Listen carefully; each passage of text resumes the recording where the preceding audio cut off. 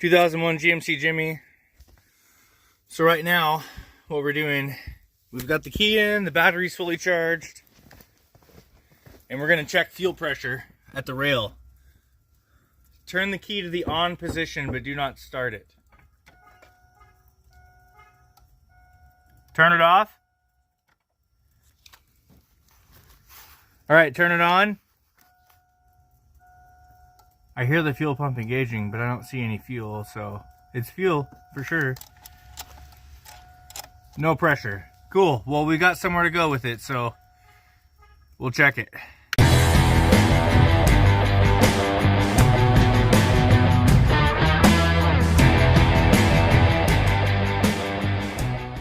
Okay guys, so after we didn't get any fuel pressure on here, I've wiped this off and put it back in.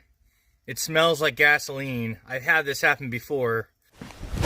Emotional damage! The spider injector and these 4.3s, they fail. No fuel pressure. I can hear the fuel pump. Spider injector failure. Won't allow pressure. So it's fuel related for sure. We need to get some more gas in it to confirm. But pretty confident that that's part of the issue. So I'll get back with you guys on another video to prove it out. But I just kind of wanted to give you the run through of what you need to do. So you hook a fuel pressure tester up there. Make sure you have power. This thing doesn't really have any gas. So we'll put a few more gallons in just to kind of confirm. But we're going to try to rule the fuel pump out. Thiam, turn the key to the on position.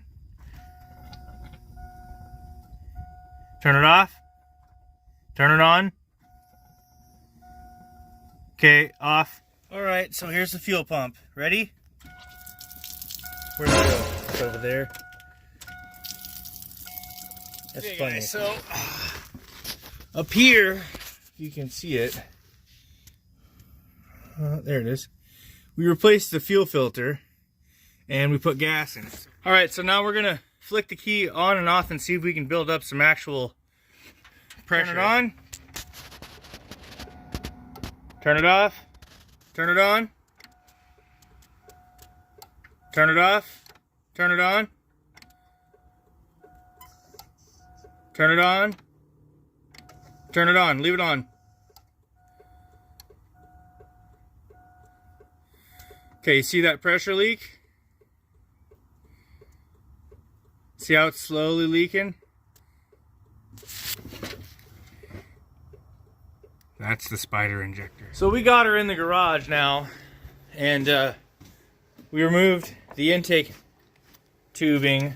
We pulled all these harnesses will just go back where they go. Like, you can't connect them wrong. That's the nice thing about all these. But I've unplugged most of them from here to here. So what we're gonna need to do is we're gonna need to unbolt the throttle here and here. And then we're gonna pull this entire assembly off.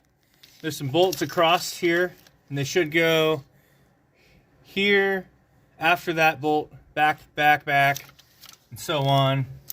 And then I think we also have, there's one hiding right behind the water pump down there. And then they go across the back that way, and that way. Oh, that just twists off? Maybe, yeah it does. Cool. Well, that just twists right off. All right, so we need to take that out. And then this is the fuel line. But you can see it's leaking right out of here. Shouldn't be leaking there. Don't know if it's the gasket. Don't exactly know what that part is. And then there was a sensor. There's a mass sensor. Yeah. So we need to replace that rubber grommet. Believe it or not, I can get them at the wrecking yard probably, but see if the parts store carries the little rubber piece. So that manifold absolute pressure sensor.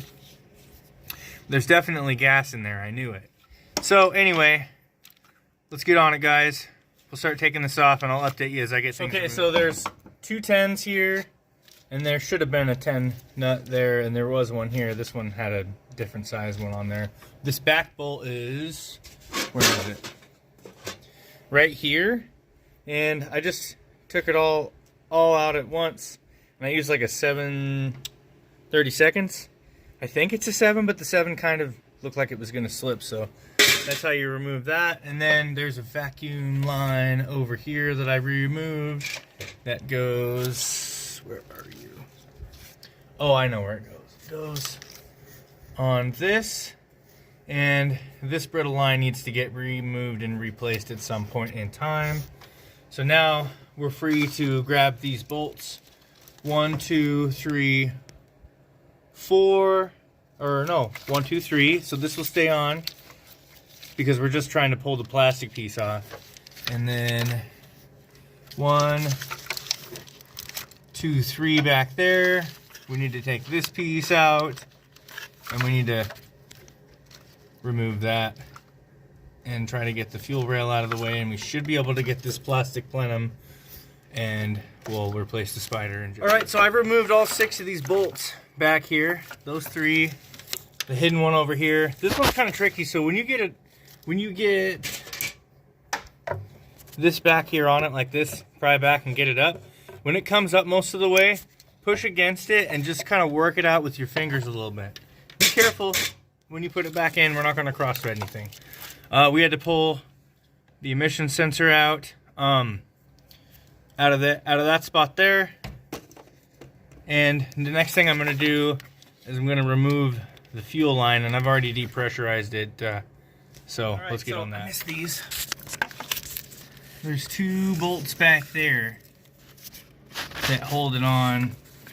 You can see that one and that one. And we're going to remove those. We should be able to take it. All right, so this is that Spider injection system I was telling. I got 3 of the legs out on that side. So in order, there's a pressure regulator on the back over here. We're going to look at that because sometimes it leaks out of there. The guy said he replaced that thing, but I'm replacing this whole thing anyway. It don't matter. So anyway, to get this out, you've got to work it off the back here, and you actually have to take it out. This is how I did it. I removed it completely through this side under that harness, and just be really careful. And then you can angle it up and pull it up through that way. This is redundant information. So anyway, first of all, I want to show you this. The cylinder numbers, 246, which is linear, obviously, and then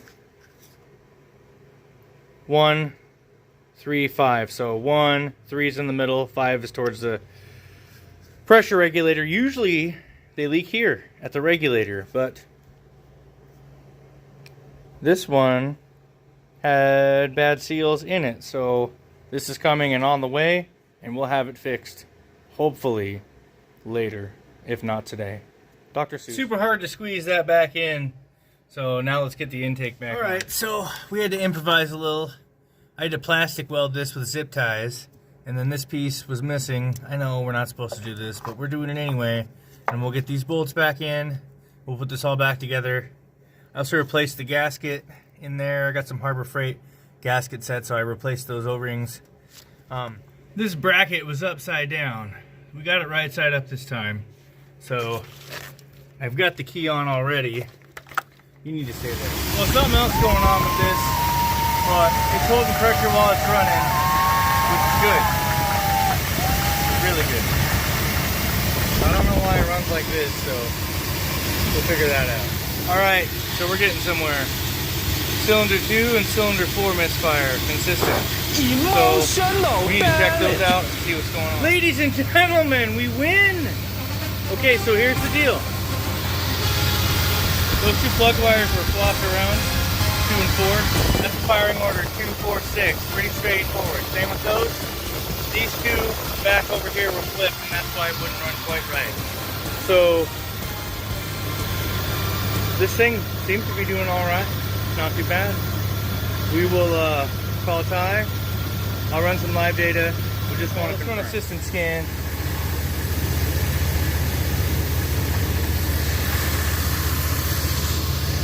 I'm pretty sure it's just going to be that misfire. Probably just stored history. Let's do this. Is this still the misfire? Oops. Yeah, let's do this. I'm going to clear it out. I'm going to go back in and Special functions, engine, nope, my bad. Live data, engine live data, misfire. Now let's check.